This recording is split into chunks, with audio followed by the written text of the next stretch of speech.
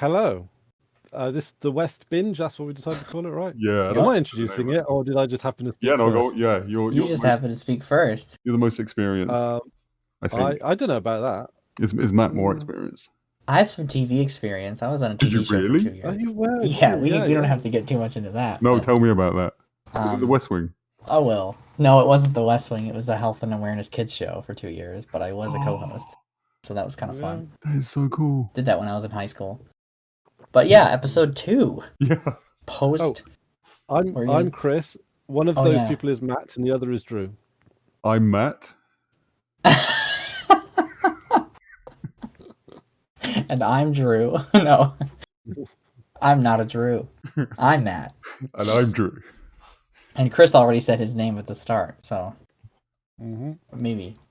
Because we did it at the end, but you edited it back in at the beginning. Yeah, right? you did. Yeah. Now we're just doing nostalgic bits at the last episode. It was very. This is a joke that's only relevant to us. It was very unnatural. Just in case you start with this one. There's a previous one. That's the thing they do in podcasts. In podcast at the end, they'll say like, you can find us at, like, clearly you've already been found. Why do they do this? It's like, and also that they do it in the middle of the episode 5 of season 7. Like, surely people know, they don't jump in at that point.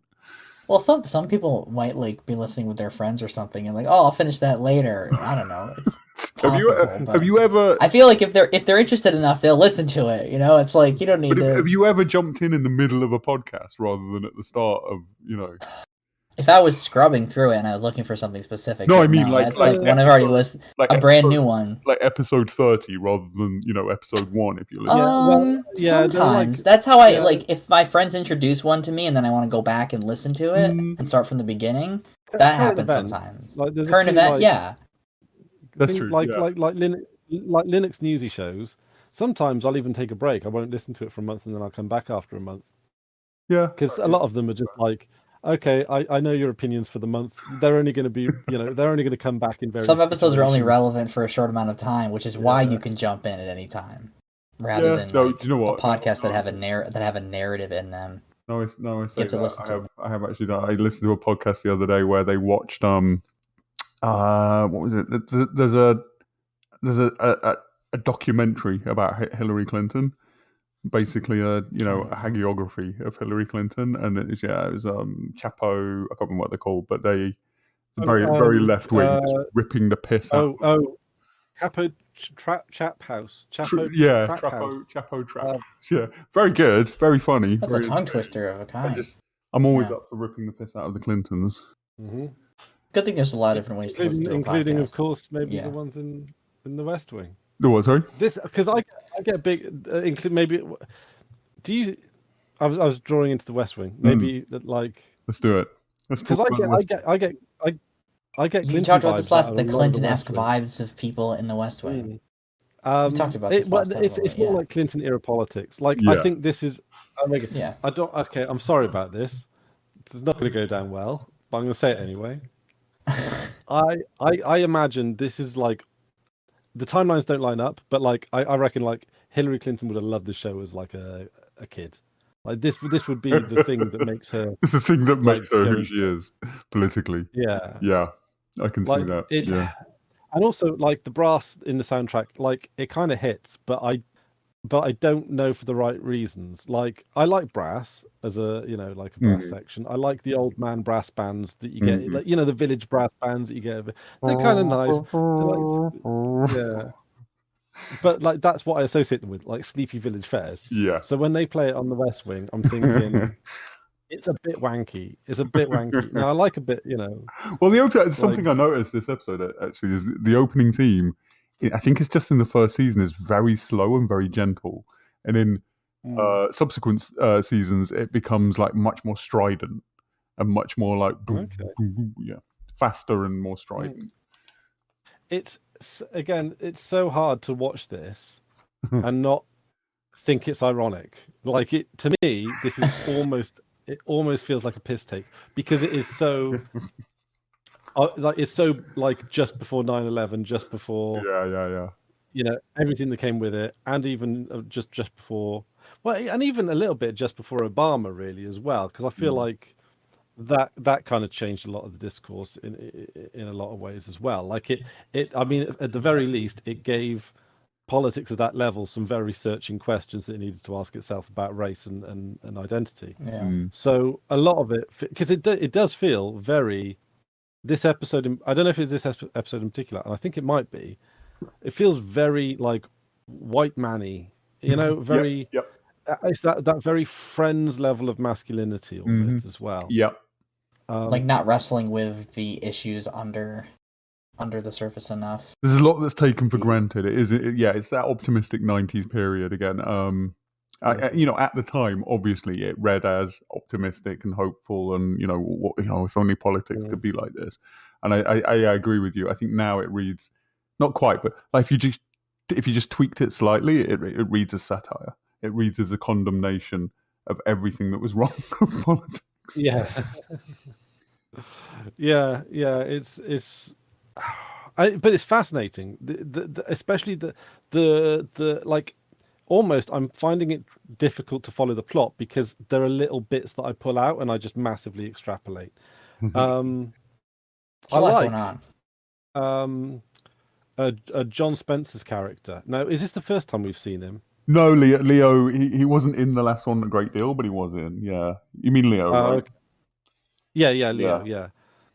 What does he do again? He's the chief of staff, so he's the closest one to the president. Right. Okay, that makes a lot of sense. His office is literally connected to the Oval Office. Yeah.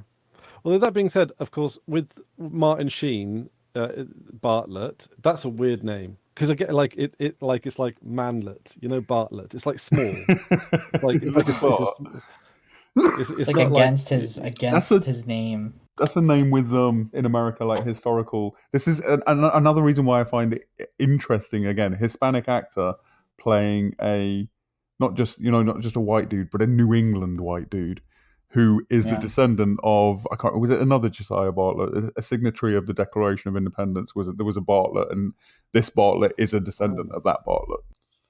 Oh, okay. Oh, that's okay. That's an interesting bit of trivia there. He's the Martin Sheen role there is very typecast, but and the thing is as well, I don't think this is the best version of that character that he's done. Mm-hmm. I think the best version of that character that he's done, and I'm happy to take pushback on this one, is the elusive man in Mass Effect 2 and 3. I think that was a lot more. That was. Do you know what I mean? That's a better President Bartlett than President Bartlett. Well, you would quiver at that President Elusive Man. It was Josiah Bartlett that signed the. But it's the same character. Although, of course, like the Declaration. Bartlett is the softer. He's the good Elusive Man. Yeah. So he's the bad. So he's the bad in the Mass Effect. He's the bad Elusive Man. He's the bad. He's the antagonist. Is he the villain? He's like a villain. He's a villain. Yeah. Kind of right. There are ups and downs of it, but at the end of the day, it's been a long time since I played Mass Effect. I've only got a very vague. I just remember thinking, oh my god, it's President Bartlett. he probably delayed my quitting smoking, if I'm completely honest. Because it makes it look so nice. Smoking is cool. That's well, I mean, Elusive Man. It's all about the image. If any tobacco manufacturers want to sponsor this podcast, we're absolutely up for that. Oh, that's a bit like can't we try something that we all enjoy? Maybe like well, take up smoking. Oil. Weapons manufacturers. Yeah, Lockheed Martin. That would be so thematically appropriate. When Lockheed Martin was like less suspicious, right? What's that awful company that does like mercenaries and stuff? Like really? Blackwater. Yeah, I do. I think they've renamed a couple of times. They've rebranded. First of all, Blackwater. What a name! Such a sinister name. Like it's the perfect name for we will go and kill people for you. Extrajudicially. Can somebody say that word for me? I literally can't say it. Extrajudicially. Thank you. Extrajudicially. In fact, I believe in Deus Ex, the new ones, the the one of the the shady paramilitary group is called Bell Tower, which again also sinister, but it's not as sinister as Blackwater. No, Blackwater's worse. No. Yeah, worse than the fictional one, which is amazing. Yeah, and also there's one I think in Deus Ex there's another one called Blue Water. Is it really? Which I don't know. I don't know if that's like a parody or a Mickey take or something, or whether or not it's just like let's come up with a name of sinister paramilitary company. You can change your name and have the same brand. It'd still be terrible. I think they changed the name to something like Z, XI, Z. I think, or something to that effect. Yeah. That's a weird. So they were going for the bottom of the phone book tactic at that time. I mean, that sounds. I don't mean this in like any kind of race, but like that sounds Chinese. If I see Chinese, maybe it was G, then... psyops, confusion. maybe hide in plain sight. Yeah, I don't know. Maybe it helped them score a contract if they were called Z instead of. Maybe they're trying to get work in China. Yeah, Chinese. Oh. Well, I mean, that's the thing about paramilitary groups, isn't it? They ain't got no allegiance. Yeah. No, terrifying. Absolutely terrifying. Yeah, so if they want to sponsor us, get in touch. Monsanto, Exxon. Merged with Triple Canopy. Ooh, triple canopy. That sounds nice. That sounds like some garden furniture. It's one of those that sounds so nothing that it sounds sinister. Like Umbrella Corporation, and you know what I mean? Yeah, but yeah. I don't. Yeah, is Umbrella Corporation? Because that sounds sinister to me. But is that just because it's Resident Evil, right? Yeah. Yeah, that's Resident Evil. Yeah. But I think it sounds. It's one of those ones that because like all the evilest companies are just called something completely innocuous, like Yeah, I love the services they provide: security management, risk management, crisis management, full service risk management consulting. Revenue unknown, net income unknown. They manage everything. They don't. And its parent company is Constellis. Yeah, so generic, so nothing. Wow, yeah. Formerly known as Blackwater. Oh, okay. It's just a fucking circle. It's a Isle of Man circle of companies. Yeah. That only makes sense because the Isle of Man. We're getting. Let's get back. Oh, right, yeah. So this episode, you see a bit more of Mandy. What do you think of Mandy, the political consultant lady who is convinced to work for Bartlett again? Not afraid to speak her mind. Was she the one that drove the car? Yeah. Oh, she's the one with Moxie, right? Like that feels like that's another 90s. I think Sorkin's characters quite often. I think this applies to Lawrence Tulliver. You know, the doctor who comes in and he's so positive and he's talking about his family. He might as well be like, I've only got one day till retirement kind of thing. Like, they telegraph the fact you know immediately that he's gonna. Anyway, I think Sorkin characters often read like they're from the 1940s, and Mandy falls into that category, and Lawrence Tulliver totally falls into that category. Yeah, it's Spinelli, like from Recess type. That kind of. Yeah, it's.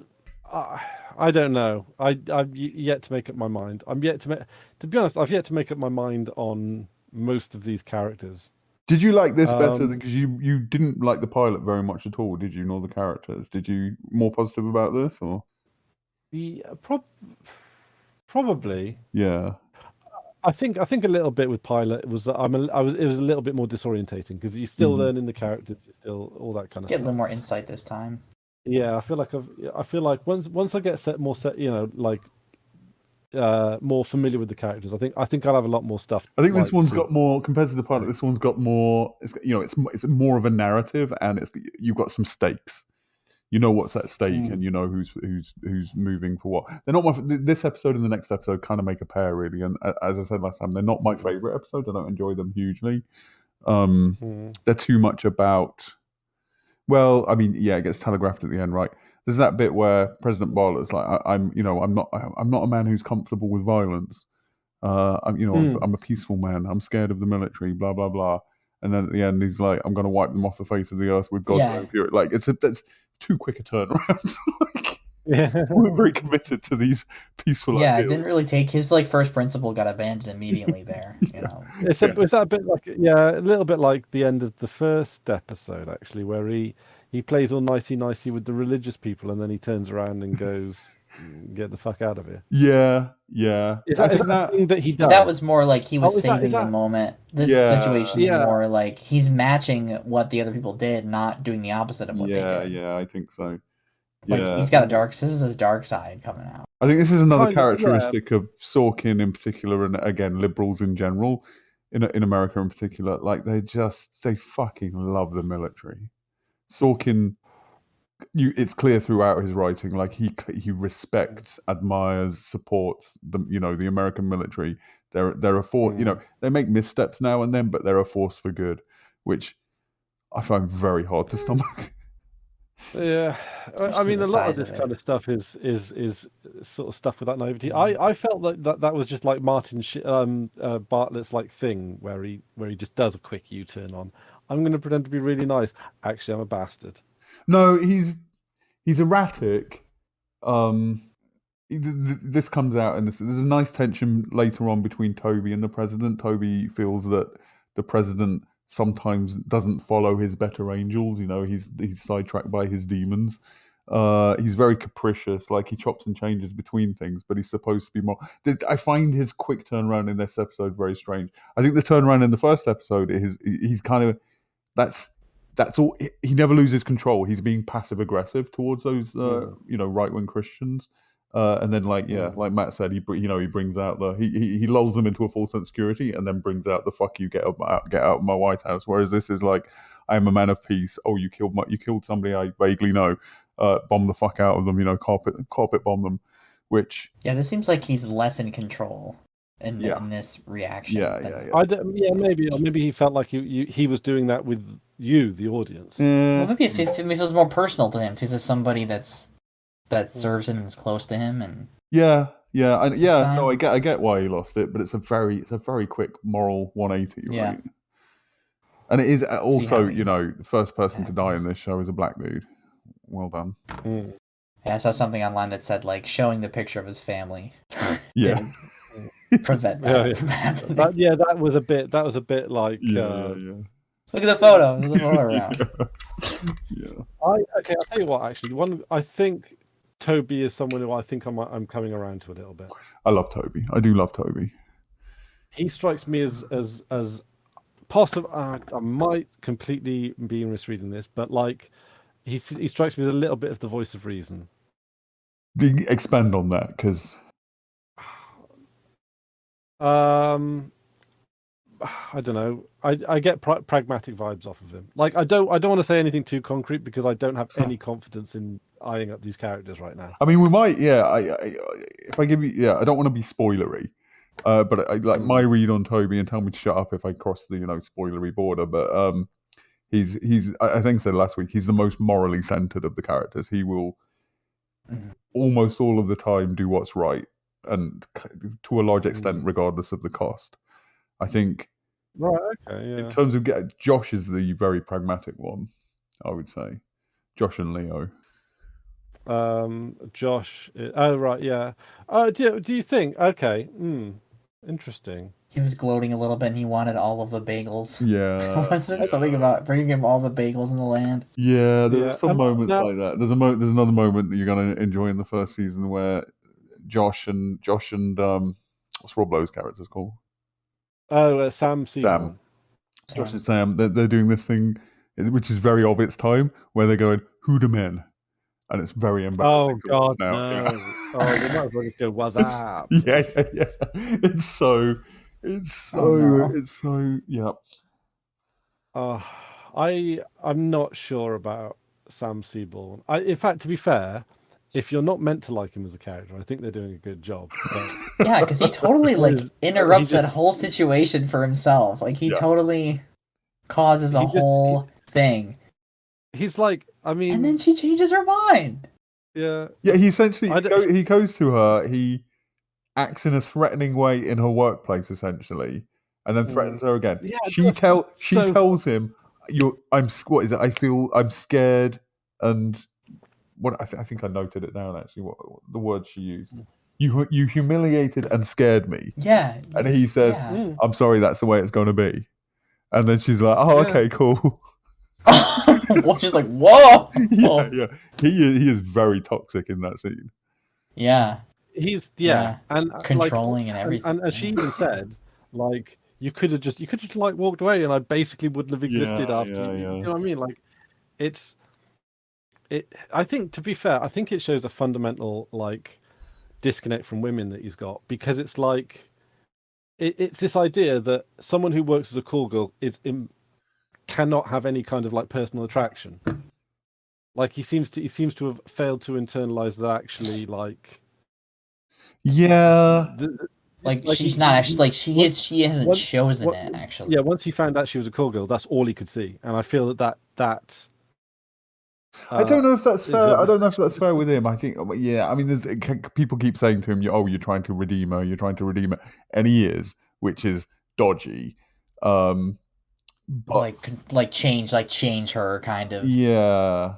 Yeah. But I think he does. I think he genuinely likes her as a person. Like he does like her, and her being a sex worker is a problem for him, but he still wants to be her friend. I don't know whether that speaks well of him or not, because he does act in a very awful way. Well, I also think a part of it is a little bit of like, again, you're going to know more than I do, of course, but it feels like there's a little bit of narcissism making it about me. Yeah. And I think that I think that a lot of his morality could feel like it could be based around like good, like doing good from his perspective, like less empathy, even though like doing what's right within his little window without looking at it from anyone else's point of view. I think that's right. He probably like went up to that table with all good intentions, but he had no idea he was actually. But I don't think we're supposed to read it that way. I think we're supposed to be on his side. We're supposed to go, yes, she's a sex worker, and she seems to be okay at the moment, but that is a self-destructive path. She's clearly, nobody could want this, and we're supposed to be judging her. I think we're supposed to be on his side.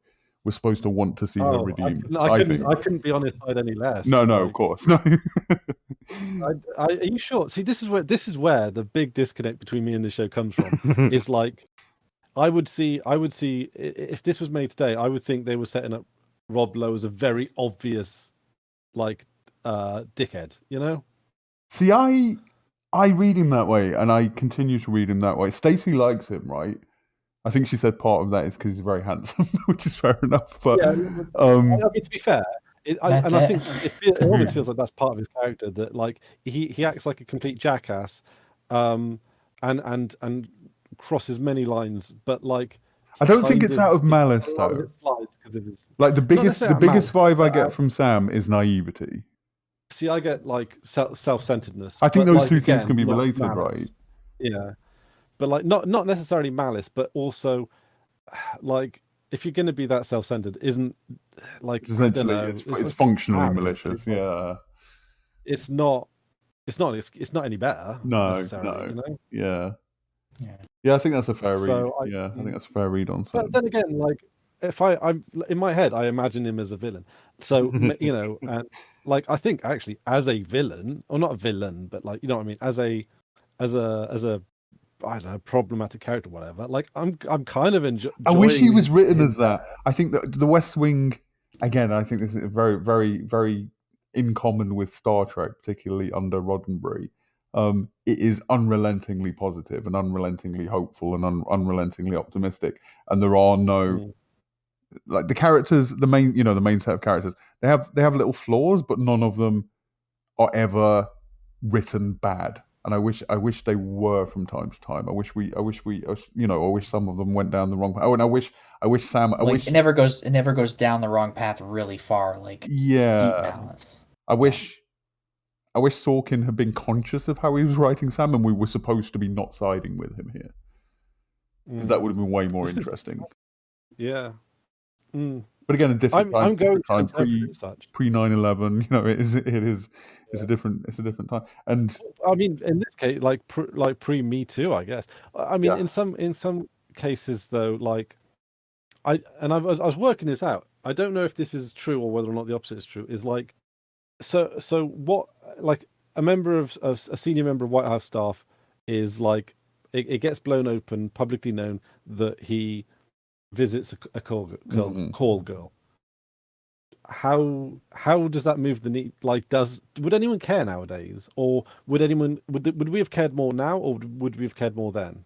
I think we would have cared more then. I think it would have been a story, but I think I said last week. Can you name? I mean, if he's a Republican, it would have been like as long as she's of age. Yeah. It's like, oh yeah, different rules. Yeah, same here, right? Labour and Tories, and yeah, different rules for the Republicans and Democrats. But I think it would have been a story, and it's the kind of thing that the press office and whatever would have worried about. But I don't think it would have mattered. And only like absolute political wonks would have read about it. Nobody else would have cared. It wouldn't have made the tabloids. Who would be like an equivalent today? Do you think that would like the level? Oh my god! Yeah, well, I think it's somebody. I think it's somebody we've not even heard of. I think that's the point. This is not an elected person. This is essentially effectively a civil servant in UK terms. So some Home Office civil servant, whoever is the top Home Office civil servant, like it might make it'd make page 10 in the Times, but it's not going to be in the if that, like, I mean look at the COVID lockdown breaches, as well as like Boris Johnson's personal life, and all that. Like, I mean, this is so insignificant next to things like that. Or anything. Well, more an even more pronounced example of that, and more central to the episode in a way. So, the idea that President Bartlett making a joke about the Ryder golf team to the point where they were insulted, and then they cancelled a visit to the White House. Who in the living, and they're treating that like, oh, this is really bad. This is really bad PR for us. Who the fuck is going to care about that? Who's going to read a story about the Ryder Cup team refuses to visit the White House and give a shit? Especially pre-Twitter and anything like that. Any time. Who fucking? That's not going to be news for a long time at all. And that leads into the conversation about President Bartlett campaigning in Texas. Texas makes a joke about big hats. The hat. And they never really go into that. Don't say what the joke is, which why? Is the same, yeah. And CJ says that's why they lost Texas, and then Bartlett comes out with the post hoc ergo propter hoc, meaning after it, therefore because of it, and says that usually it's not true, and in this case it's not true. And he says to her, when do you think I lost Texas? And she says, when you learned Latin, which I think is a great line, but it's symptomatic of and this is I need a code word for like when I'm going to mention Trump, but this is the kind of like general media disregard for the rest of the country that again paved the way for Trump. There's the coasts. That's where the smart, intelligent, cool. You could say 45th. Important people live. You could say that. Yeah. 45th, that's good. Yeah. So you got the coasts where the important people live, and the rest of the American where the fucking hick redneck idiots live. And that's a common theme in any media from virtually any time, right?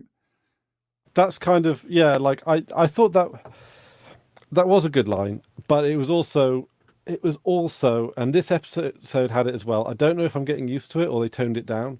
The everyone's like ridiculous sort of snap back and forth of ridiculous quick wit. That's part of the elitism that's embodied by it. Like these are all Ivy League smart, right? They're all educated, Ivy League educated, liberal coastal elites. And they're like the football discussion, discussion. Oh, I love Donna. The betting and the. This is a good Donna episode. And Donna, I love Donna so much. And the cookies, at the desk. Yeah. Which one's Donna again? Donna is Josh's assistant. The long right? Blonde lady. Okay. In the first episode, she's the one trying to bring him coffee, and he's like, "When did you ever bring me coffee?" Yeah. She's no, I like her. It's a cool character, and she plays it so well. Oh, I said this in chat, and I genuinely do enjoy this about things from this era. People wore sensibly sized clothes. The super tight suits aren't there yet. I mean, Rishi Sunak's like kind of the worst for it these days. Like it's like, what are you gonna move? How are you gonna move? Like there's no, it doesn't visibly look comfortable. It makes nice lines. I think it does make nice lines, but it makes nice lines in a way where it looks like it literally looks too small for you. It looks uncomfortable. It looks uncomfortably small. It looks like a little bit like an action figure almost. You know, like It's just it's. Well, I think so. West Wing's because I think that in the 90s, I think people were wearing double-breasted suits, right? There's a lot of double-breasted suits, but also people just didn't wear suits that's like they wore sensibly. Well, I was going to say, I think West Wing is just after the era of double-breasted suits, and we've gone back to single-breasted. Apart from Leo, who always wears a double-breasted suit, which is interesting. But they're still like they're loose, right? They're baggy. Yeah, and it's more like I've got more jackets now than I fucking need, right? Like after COVID, I like only ever like once in a blue moon that I'll ever wear one, and I've got like sizes around, you know, various different fits, and these days now I can't be fucking asked with like a suit that like it shows off your contours a little nicer and all that kind of thing, but at the end of the day, you feel uncomfortable, you look a little bit uncomfortable. Like it's just like and it just like it almost feels. I don't know if this is some sort of like empathic judgment or whatever, but it's like if like when I see it on other people, I can see like you're sacrificing comfort to like have the body line, and it's like you know what, it's not worth it, and I judge you for being so vain. I feel like over time, like I don't know, like do you think people still wear this stuff in the White House now, or do you think over time like it gets more and more casual clothing?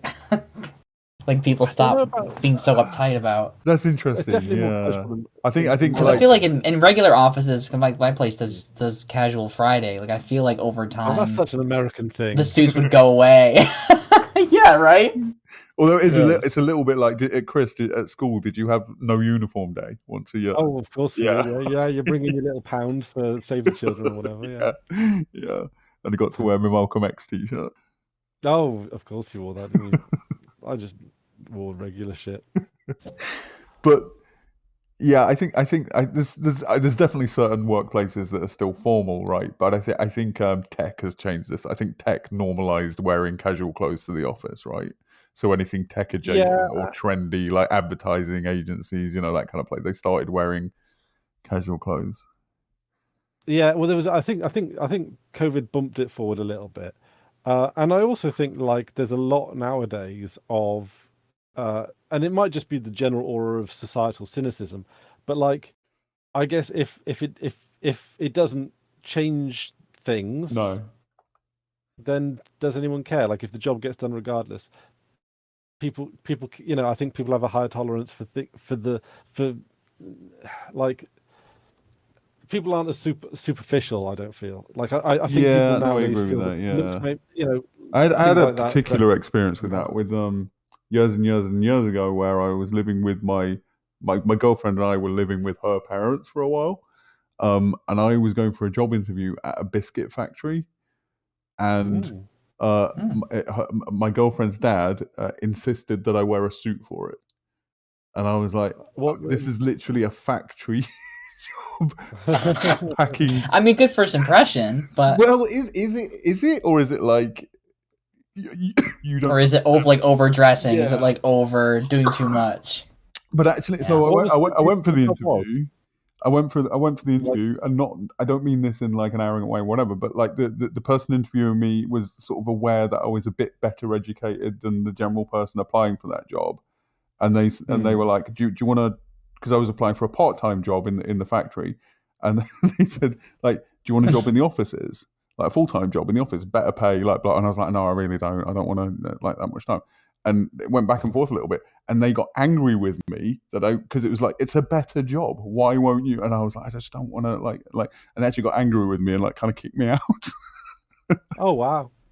Wow. It's very odd. It's a weird experience. They're not going to get you what you want anyway. If you're not gonna, I mean, to be fair, that sounded like you dodged a bullet with that corporate culture, to be honest. yeah, maybe, yeah. Well, it was a company selling broken biscuits only.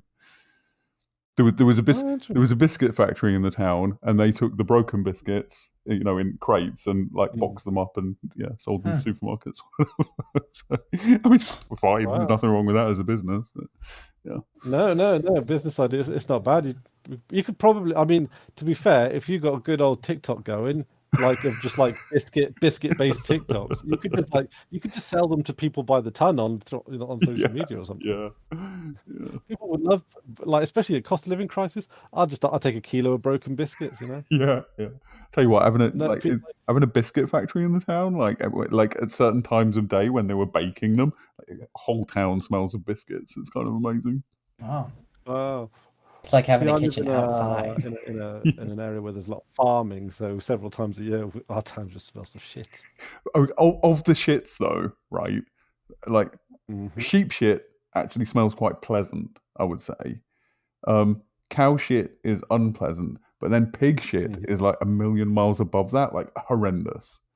All the other shits are kind of okay, but pig shit, if you live near a pig farm, it's the piss and the shit mixed together. Yeah. And pig piss is very ammonia-y, and their shit is not good, and it's awful. Awful smell. Anytime you drive by a farm, pigsties have that smell. Yeah. Yeah. It's more involved. It's more like it's a fuller bouquet.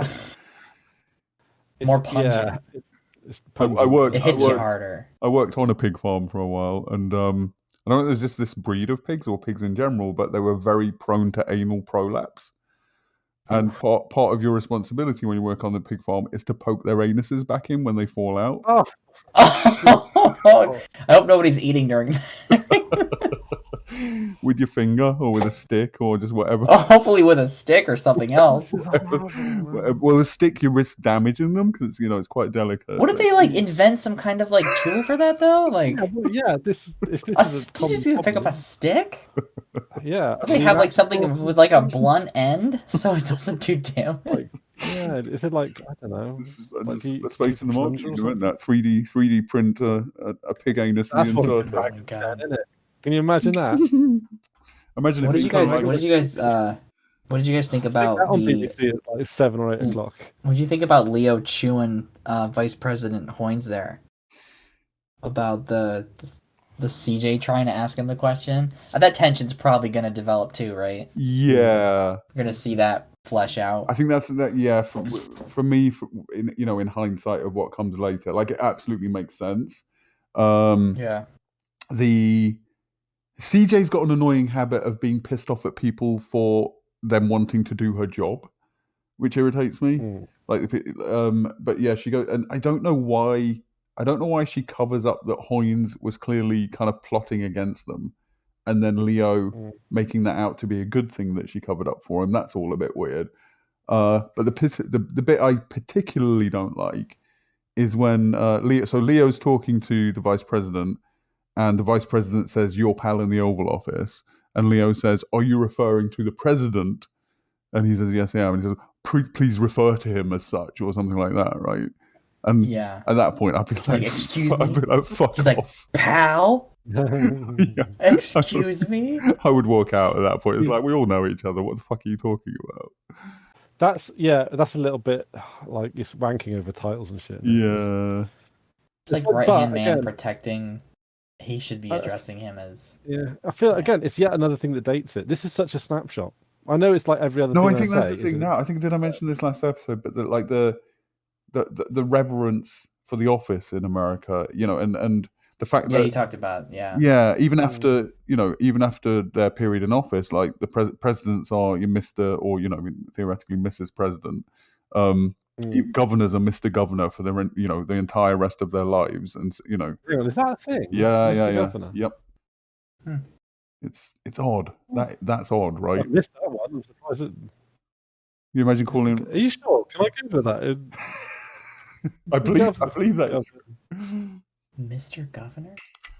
I don't Hello, think. hello, Actually, to be Governor. fair, I don't know what I typed in. Mr. Governor. It's just come back with other people called Mr. Governor. Like That's I'll title. You need more context. Odd governors called Oh, Mr. okay. The Mr. page on Wikipedia. Governor for life. How to address a U.S. governor. Former governors continue to be addressed in writing as Honourable full name. Oh. Call them governor surname when talking to them directly. Call a governor sir, ma'am. After addressing, yeah. So maybe it's the honourable type thing. Yeah, I never heard that though. But no, I think American, like, again, it's the revolutionary roots, right? But there's a lot of respect for the office. Also, I do have to feel the need to point out, like, especially given today's sort of set of events, or with the coronation and everything, is like us British we wank over titles and that kind of stuff too. Yeah. Like I don't know if probably maybe. So. I was going to say I don't think it carries over to the public quite so much, but there clearly is a section of the society for whom it does. I see. To me, it baffles me how many people support the royal family. Yeah. Like I get that there's I heard that you can classify people into 5 different groups. The people that are unquestioningly in favor of the monarch. There are people that are liberal middle grounders, which are like, well, let's just keep going on. It seems to do its job all right. Yada yada yada. Good for tourism. Then there's good for tourism, that kind of thing. Then there's the we should probably get rid of it, but not now. Maybe when the opportunity arises. Push it down the road. Your staunch, not even staunch Republicans, just your actual Republican. Yeah. Like think that we should actually retire the monarchy. I think that was 5. If not, there are. Yeah. We'll talk about the 5. Yeah. But it's like, like out of all of those, like, I'm just surprised that it's like, why not just have anything modern? Not even necessarily. I'm not asking. Yeah, because support for the monarchy, like on average, it's something like 60 plus, 60, 70%. But I did see a thing. 24, I think it's 24 to 35-year-olds have gone from 76% in support of the monarchy to 70. They've gone to 36 in the space of 10 years. Hang on a minute. Was 76% of that age bracket pro monarchy? 10 years ago, 70, not 76. So 24 to 35. 10 years ago, it was 70%, and now it's I think it was 36. It was around about 30 anyway. So that's and that's in that age group. That's a big drop. It's dropped dramatically. I was going to say dramatic. Sorry, what? Drastic and dramatically. What age group was that again? 24 to 35, I think it was. 24 to 35. It's remarkable. I wasn't expecting it to be that high, to be honest. Yeah, no, it's always surprising. Were they really that popular? Yeah. Is it Charles? Best like chums with Jimmy Savile. No, I mean this is 10 years before the Queen dying, right? And it's because it smoothly declined. I think it must be it must be a mixture of I think treatment of what's the name thingies. I don't know any of their names. Diana or Meghan Markle? Meghan Markle, yeah. I think treatment of Meghan Markle for a younger generation has been a factor, but yeah, I think also just if I had to say I think Sanders, Corbyn, awareness of us versus them, elites versus not elites isn't fair. The 1% versus the rest of us. I think is sort of that throws the royal family into a particular context. Just a general kind of. So like the smallest teeny weeny amount of class consciousness is enough to. I think so. Yeah. Probably. Yeah. Like, but even maybe. I don't know. Did you watch the coronation? I watched people making fun of it on TikTok. So I watched it, and I didn't really. I've obviously never watched the coronation before. I've never watched a historical one. Obviously wasn't born when the last one happened. I was surprised as to quite how arcane it was. I wasn't expecting that. Like I was under the impression, and I think the coronations differ quite wildly depending on the personality of the monarch. Queen Right. Elizabeth had quite a fancy one because I figured she liked being a fancy lady. Yeah. But like, I don't know about, and I suppose with Charles, I was expecting something a bit relatively low key because he's just there. He's getting. Well, there was he's one not, bit you know, that's he's old. definitely a traditional bit, and I think because a lot of the coronation is only Victorian, right? It's not old. It dates back, 100, 200 years. Yeah. But the really old stuff, like they brought him like a bunch of swords, and it's like, this is the sword of magic unicorns. You need to like blah blah blah. Here's the magic bracelets of something. It's like a fantasy book, but not in a good way. It was like a shitty cosplay of a fantasy book. And what they have enchantments. what struck me, no actual enchantments, yeah. What struck me was just how tatty everything was and how tawdry it all. You know what I mean? It looks like threadbare and cheap, and I mean, it's an empire in decline kind of feeling, you know. It looked. Well, to be honest, I was not expecting something so gauche and tacky. Like it felt a little bit like Trump, a little bit. You know, Trump has all the. He's well known for having all his gold shit, and it felt like I get that a lot of this stuff I think is just carried on from Elizabeth, and she may have. So it looks a little bit goldy. It looks a little bit feminine, I guess. It's. But yeah, like I was expecting something a little bit more. I don't know, a little bit. I mean, it's a little less cosplaying. Like I knew there'd be bishops and stuff, but like there was a lot of people. Another thing that struck me: there's a lot of people carrying sticks. Like there's the magic sticks that he holds while he's being coronated, but like as they proceeded down the aisle to the magic coronation area, like a lot of people just carrying special sticks. We've got a lot of special sticks in this country. I want to know what they do. Yeah, they're probably expensive too, huh? Probably, and also, yeah, like Penny Mordaunt was carrying two different swords. I think one is like the sword of power, and the other's the sword of truth, or something like that. Yeah. And one of them really looked like a toy sword. Like it looked like a real tiny, like a plastic, like a mini dagger, plastic jewels, like of that kind of shape, but with maybe made like a poker that was fashion that someone stuck jewels to. Yeah. I saw a good toot while that was going on. I didn't watch any of it. Somebody said, "Why doesn't the lady with the big sword simply kill the king and become king herself?" Like, I enjoyed that. I posted it in the Project Chronicle chat where they did the Game of Thrones theme tune over the royal map. Oh no. That fits just so well. There's also because it's a lot of it is in Latin, right? There's a lot of misheard lyrics, and I posted one of them about was it Camilla? I like vagina or something like that. And there was a bit where I think there was a bit of Handel, and they say "amen" a lot, but it really sounded like they were singing about ramen. It's like ramen, ramen. It's not far off. I mean, that's the thing. Like, you mumble, it's going to sound like something else.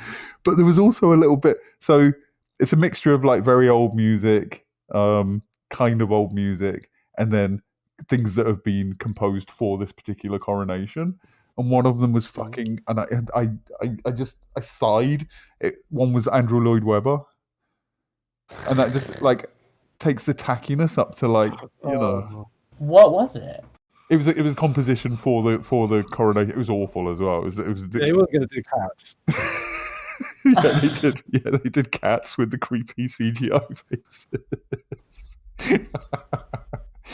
But it was awful. I felt. I mean, I often do feel ashamed to be British, but I felt so fucking ashamed to be British watching that. Oh, there was a bit because I was watching the BBC one for the full on, and there was a bit where. So all the representative whatevers of all the military whatevers come into the lawn in front of and Buckingham Palace, such an awful building, such a tacky piece of shit building. But all the military branches assemble on the lawn and then like gave three cheers to the new king or something like that. And one of the commentators he said, "Oh, they chose the wrong person to commentate this. I'm in tears watching this." I just burst out laughing. It's like, and he said, like, how can you see this and not be patriotic? very, very fucking easily. It's like we're not fooling anyone anymore. There was a time when there was like, it's too much. It's just too much. Like I watch, like, we saw House of the Dragon. Was it last year now? And Game of Thrones, all that kind of stuff. And it's like the royal celebrations there. They look better and they do less. Like, yeah. Isn't that should be the goal, right? To do better and do less, not to do more. But that's modernism. I mean, do worse. That idea that less is more is a facet of modernism, and the monarchy is the polar opposite of modernism. Yeah. But like, and even in the worst of the series of the Game of Thrones, whenever they had like royal scenes, they were infinitely more interesting, but also like less. You're saying they should have got tacky. They should have got showy, tacky, DG shiny. Vice, and what were their names? They should have got the showrunners for. Dave and Dan. Yeah, take care of the Coronation. That would have been interesting, at least. Yeah, but it made sense. I think this is sort of the pomp and circumstance. It made sense when we had an empire. Now we're sort of like a backwater that's with inflated importance because we've got a very large banking sector. It doesn't really fit us.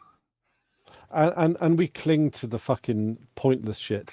Like, I'm sorry, those fucking beefeater hats. Do you mean the beefeater hats, or do you mean the bearskin? The bearskin ones, yeah. Okay, so when they all assembled on the lawn, there was a bit where because they all have their guns, right? And there's a bit where they had to put the guns on the floor so they could do something. But the ones in the bearskin hats, they can't look down because their hats all fall off. So when they had what do they do? When they had to pick the guns up, they squatted with their heads like looking forwards and had to like feel around for where their gun was and like pick it back up. Oh man. Oh my god! So basically, they would be defeated by an army of ferrets. Like they wouldn't stand. Why did they have them all routinely take off? How many of them had the bearskin hats? It was the army contingent all had the bearskin hats. Why don't they all just they can take it off together and set it down? Well, there was a bit when they did. What was that? Yeah, there was a bit when they did all. They did all synchronized take their hats off. It was when they're doing the hip hip hooray. They all took their hats off and held it on their shoulders and then did hip hip hooray and raised their hats into the air. It was. I felt mortified. I just forget and the thing is as well is that like you could genuinely, right, it would have been like, imagine a coronation where there was people in just wore a suit, just wore your nice suit, and you did all that kind of stuff, and then and maybe the palace guard, maybe they didn't wear like half a bear on their head, maybe they actually wore vaguely practical, sensible, or maybe sever the link between. I don't. I'm so distrustful of anything that glorifies military. Be an actual military uniform, because like that might look a bit like on the streets of London. Maybe you want something a bit softer. So the red, keep the red. Maybe make them look like Butlins people or something. I don't know. But just have something that like you could even just do your job in. Yeah. It's like and. That would make. I'm sure. I mean, I don't even follow the royal family in other countries. Are they as wacky as this? Like no, because and this was a little sad to watch. But Stephen Fry was defending the monarch, of course, and he was talking about he was kind of making the best possible argument for the monarch is that you've got like a non-partisan, non-bound by election person to sign stuff off with, except you can't really sign stuff off with, who goes around shaking hands of other countries, yada yada yada. The idea that the monarchy is non-party, like that's a fucking fairy tale. The idea that they're non-partisan, they are on the side of money. Yeah, they're on their own party, but they're even their own party. I think a modern monarchy. Who's got massive investments in business and land throughout the country? They're just on the side of capital. I don't think there's any ambiguity there. This isn't the Renaissance when it was the old aristocracy versus the up and coming new gauche mercantile class. Those two things have been unified now. Yeah, in terms of their class interests, right? Yeah. Well, yeah, I suppose so. Yeah. I mean, the sad thing is we had a revolution in this country. We chopped off the head of the first Charles. We got rid of. We did it. We won, and then we were nervous and put a new king on the throne. We're rubbish. We are rubbish. We can't, like, oh man, we might be able to fight a war with the French. We can't fucking do it amongst ourselves, can we? It was, yeah. No, one thing I find interesting about the English Civil War is at the time that the war broke out, England hadn't really been in a war for like a generation or two. So the first few battles of the English Civil War, or the first like few years of battles, nobody knew what the fuck they were doing. There was nobody with military training. There was nobody who knew tactics. Like our tactics were like 70 years out of date. So the first few battles, the first few years of battle, they were just like appalling, like shit shows. Were they just riots, basically? Yeah, just like disorganized. Like nobody really wanted to fight each other. How does a battle work in a civil war, right? Because like in a international context, it makes a lot of sense. I want to take your land. I send my armies over. We take the land, right? Yeah. But like when you've got, I mean, okay, sure, you're gonna have. It's more control, right? It's not land taking. It's like power, right? It's like power, seizing power. But if you've got like, I mean, you're gonna. I suppose it maybe works a little bit like how political constituencies work today, where you're gonna have royalist sectors. You're gonna have. Yeah, I think early on in the Civil War, it was largely a case of who got to you first. Like if the royalists arrive, you know, the royalists like whatever, like high command, they arrive in your town and they're like, right, you're in the royalist army now. And if the Roundheads got there first, then you're in the parliamentary army. And later on, yeah, places had allegiances. Yeah. It's like a recruitment race. Yeah, Forced essentially, recruitment. Well, yeah, that's like the Battle for Wesnoff. That's how it works. But I think the sort of practice we got in the English Civil War that prepared us for the next couple of hundred years of like that made England good at war again, which I don't think is a good thing for the world. But you know, no, we're sorry about that. Rest of the world, we've been off West Wing for quite a while. Should we? You what? Sorry, we fucked up a lot of countries. we were not good. No, we're not good. No, well, basically. At the end of the 1960s Batman movie with Adam West, the very last scene, which just fucking makes the movie, I'm sorry if it's a spoiler, good. It is, in fact, very easily in my top 5 movies of all time. Wow. It is one of the best made movies. It is by far and away the best action hero movie. Probably, maybe even the best comedy. Like it is a amazing film. But at the end, they realize they've kind of botched the ending. Like it's a good ending, but there's a big sort of caveat at the end. And what you see is like Batman and Robin just be like, "Okay, Robin, back away slowly," and nobody like creeping out. And I kind of feel like that's how Britain's done with the British Empire. Like we just fucked over afterworld, and we're gonna just try and. Just slowly walk out of frame and make sure nobody notices when you leave. Yeah before the fight starts. Like also a bastard, and we'll just pile on them. Yeah. No, just like nudge somebody back into the scene where you were and be like, "You handle what just." I love the British Museum's defense was that, like, not all of our stuff was stolen. I'm sure we'll find something. Oh my god! Do you ever follow the Twitter account No Context Spritz? No. So one of the it's basically British humor Twitter account. It's not bad. It's got some good laughs on it. But one of the sort of the ongoing jokes in this Twitter account is like the British Museum stealing something, and they'll find like a funny, like there's one great photograph of these two like student traveler looking kids, and one of them's holding the backpack and the other's doing that thing of perspective where they're putting the Tower of Pisa in the backpack. Yeah, they look like they're taking. Yeah, it looks like they're stealing the Tower of Pisa. Tower of Pisa. We kept putting things like, "This is what Britons do abroad," and then they're just like, "Come on." And they sent it to the British Museum and they got blocked. I saw a good one actually when the Queen died. I think it was somebody at like the Museum of Cairo or something, going like essentially saying like, "We're going to steal the Queen's sarcophagus and put it on display."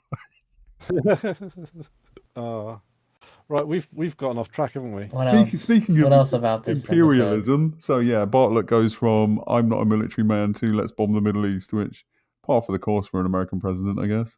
especially Democrat. Especially Democrat. Yeah, they do love bombing the Middle East. Yeah, I don't know if a Republican would have showed that level of hesitancy, but maybe, who knows? I think a Republican. I don't know. I think Democrats. Yeah, maybe a Republican of 99. I think it's kind of like Law and Order. I think with the military, Democrats almost feel, and this applies to Labour as well, they have to be more militaristic to prove that they're not soft on that stuff. And you often find that with women and people of color who do well in politics, is they'll often lurch to the right in order to gain that kind of I don't know, it depends how you want to look at it. It could be to like gain that kind of credibility or to show that you're tough on crime, tough on immigrants, tough on something like that. You gotta like lean to one side. Be that you're just seeking, maybe more cynically thinking, that you're just strategically going that way so that you can garner the benefits of being right wing, grace in the media, for example. Image related, yeah. It depends. Up until the I was going to say up until the 90s. Over here, up until the 90s, like involvement in a war was like great for your approval rate, like Thatcher with the Falklands, right? They were talking about this on the radio today. It's like Thatcher was really not looking great before the Falklands War. Best thing that ever fucking happened to her. Yeah. And the trouble is, of course, that who fucking took the lesson from that is, of course, Tony Blair, wasn't it? Yeah. Which, well, Tony Blair and Pinochet. Yeah. Did it work for Tony Blair? Do you think? Absolutely not, right? There was a massive public outcry even before the war began. There were huge, like unprecedented. I remember one of the biggest protests. Sorry, in fact, that was the thing. That was my first march, actually. Was it really? Yeah. So in terms of that, no, but like he never seemed to face repercussions for it. Like obviously he's not been tried at the Hague as he should be, but not even in terms of his career. I don't think it had. I think the kind of people that the demographics of the people who were very strongly against the war, which is younger people and very left-leaning people, it just didn't affect him. He didn't need those people. I worry a little bit about the rehabilitation of Blair. Oh, I worry immensely about the rehabilitation of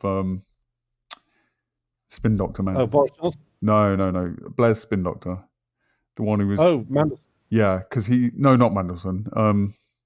Campbell. Oh yeah. Because he's very clever and very, I want to say evil, but I'll say like he's a radical centrist. He's still in that Blair mentality, and he is incredibly clever. Yeah. And yeah, well, I mean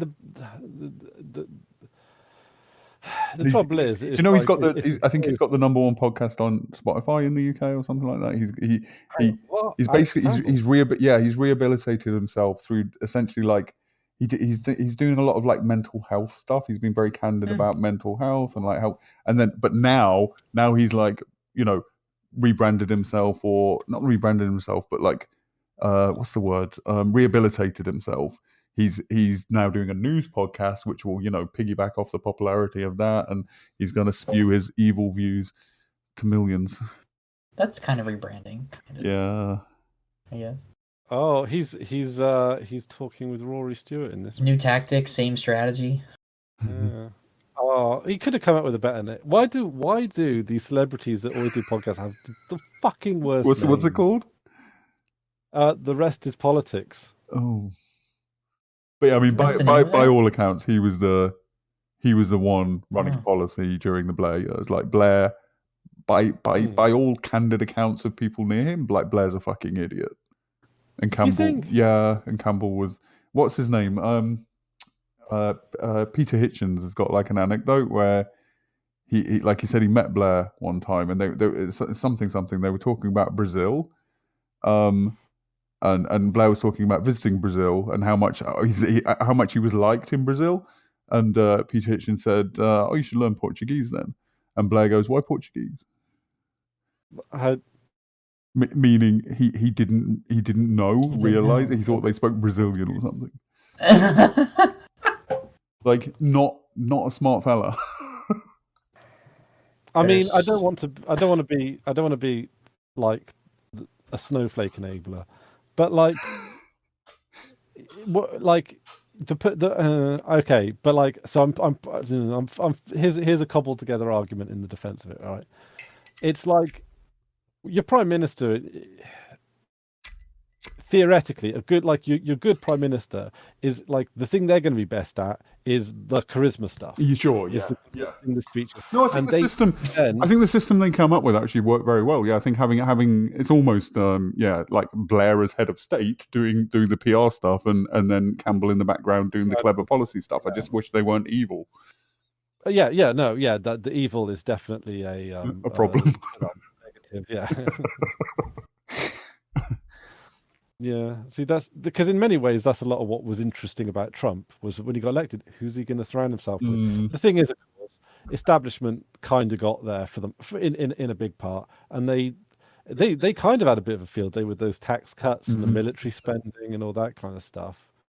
It was very embarrassing, but like policy wise, well, the right is so resilient; they can survive stuff like this, right? And I mean, he's going to run in 2024, and honestly, I'd be amazed if he doesn't win. What's going to bring him down? Yeah, this is absolutely horrifying. Yeah, but like, see, I think there are a potential couple of Democrats that would in the future. I think the Democrats. I think. It's so frustrating. I think the Democrats could make such massive gains by, going significantly to the left. They will do. It's risky, I think that's going to be a when, not an if. But institutionally, they're just not there. Like, they will just hamper and smother anything remotely, I mean, Hillary, for fuck's sake. Yeah, I think they'll die off. Yeah. Once those ones die off, and don't get me wrong, I'm not talking tomorrow or next year. Yeah. But like, the Ilhan Omars and the AOCs, they'll do better. I hope so. They might not be perfect. They'll do better. AOC's going to run for president, and I think she won't do as badly as she would do if she ran today. So people are talking like Biden. So Biden's going to run in 2024. He's 80 now. Yeah, but the thing is, the reason he's going to run is they know he's the best shot against Trump. Like they've worked the numbers, they've done the focus groups. But people are saying like it's quite likely he dies in office. You've got Kamala Harris as president. Very low rate. And I heard it. Some podcast, and they played a snippet of her of a speech she gave the other day, and her speech was just along the lines of like, in this place and in this time, we have to remember that there are previous times, that the past, and there are times in the future, and in the future, the present will be the past, and we have to remember. And it was just this incoherent ramble about nothing. Yeah, but that's on purpose, because they kind of wanted to be invisible. They wanted to say the most forgettable, meaningless stuff that can't possibly be pinned on it. She's like, they've completely turned down the riskometer onto her. Like she's the equivalent of what Labour leader whose name I literally can't remember. You said it earlier. What's his name? Keir Starmer. Keir Starmer. I cannot remember that name. Yeah, he does strike me as a very generic style of politician. He's utterly forgettable. Like a little bit like, and I think I probably can tolerate Keir Starmer substantially more than you, to be fair. But he, like in the Mass Effect, I don't know why I'm referencing Mass Effect a few times. So many times. Not really. Like a handful. More about the Mass Effect than about the West Wing today. So. Like connecting dots. If a named character of your crew dies off, they'll get replaced by like a sort of a generic character. Oh, really? A lot of cases. Like a replacement character. Yeah. Sometimes they'll just like fill the role, the minimum bits of the role, but they basically effectively. And I feel like Keir Starmer was like that. It's like we would have had like another opposition on Labour, but they ran out. They didn't make it this far in the plot. They died off. Actually, him and Rishi Sunak are kind of that. Rishi, like, they just ran out of. Yeah, Rishi Sunak could be a little bit like that as well, I guess. Yeah, like they know, it's like in another reality, like Liz Truss would have gone for a little bit longer, because I mean, I know she basically fucking caused untold damage that will probably be felt for quite some time, to be honest. She was a laugh. Like, it was entertaining. It was, like the end of the world had never been so funny, right? Like, yeah. And she was just like, how is she going to self-sabotage today? yeah, I felt like there were little, like, I did feel a bit sorry for her at times because she was clearly in over her head. Yeah, like very stupid. She was like kind of a Trump without the charisma. Like whatever you say about Trump, he's lack of charisma was watchable. the most interesting thing about her. It was amazing. She Mm. had minus charisma. And the fact that she had something like a 16-month-long affair is like, that's just the cherry on top. Like, she had a mistress. Like, what's the name? What's the name of the woman who came before? Theresa May. Theresa May. She made Theresa May look charismatic. Yeah, which is amazing. I'm not going to say I didn't mind Theresa May, but like out of all of the recent bunch, I would have chosen her. There's something very sort of like old-fashioned Church of Englandy about her. Exactly, village fate. She'd fit in at a village fate. Exactly, she was probably a great church warden. yeah. It's so, but I'm sure I had a point. Oh yeah, Keir Starmer just seems like a stand-in NPC for a. It's the strategy of do nothing, isn't it? Should we wrap up there? I feel like we didn't have a ton to say about this week's episode. I feel like it's probably like 60-40 with other stuff. Yeah. 70-30. Well, we need to rank. Yeah, we need to choose a state. Oh, geez. Yeah. Do we need to do this in a spreadsheet or something? Are we allowed to choose the same? I'm hoping that somebody more organized than me will actually. I'm sure. Like, I don't think we have to. Like, I think we can choose the same one again. Oh yeah, choosing the same one again is fine. If we want, we don't have to. We don't have to eliminate it. Otherwise, we can only watch 50 episodes. Well, yeah, and once we've done the 50 episodes, not even 50. 50 divided by however many people there are watching. That's true. I don't know. And then we see which season wins the election. Yeah. Which season has the most electoral college votes? Right. I don't even remember what I picked last time. Put it up. You've put it up. Let's see. You put it up in the one of the chats. It's in the general. I think I'm gonna go Michigan. I think they're not amongst my favorite episodes, but there's nothing really wrong with it. I just think it's not a particularly great one to rewatch. It's got some character stuff. It's fine, but it's focused on the less. So I don't think Sorkin's good at geopolitical stuff. I prefer the more procedural White House shenanigans. Trying to get the Congress in line, that kind of stuff. Yeah. Okay, yeah. I mean, I'm still following it as a character piece at the moment. What did I give? I remember what I did last time. I don't even remember. Was this better or was this worse? Feels like it was. I think it was better. A little better. I don't even remember what I chose last time. Maybe in North Carolina. Yeah. What's that? What's North Carolina? 15. Yeah. I think I did. Yeah, I think I did like Indiana last time. I can't remember. Okay. Yeah, North Carolina. What about? I'll do Virginia. I'll do Virginia. Virginia. That's 30. I would say so. We're giving it a 13, a 15, and a 17. Yeah, I think that's fair. I think it's. What's the average of those? Be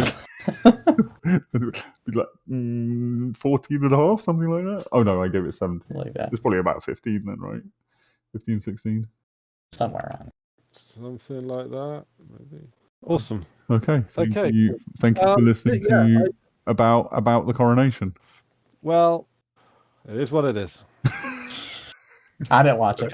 Look, there's no Patreon for this podcast. You didn't pay for it. You get what you're given, and you like it. If you want to support us, support Boeing and Monsanto. Send them a check. Try to get us a sponsor. They can use every in these dark times of record profits. They can really use your help. Or you could just share this really long podcast with a friend. It's really long podcast about nothing. Make someone else sit through this with you.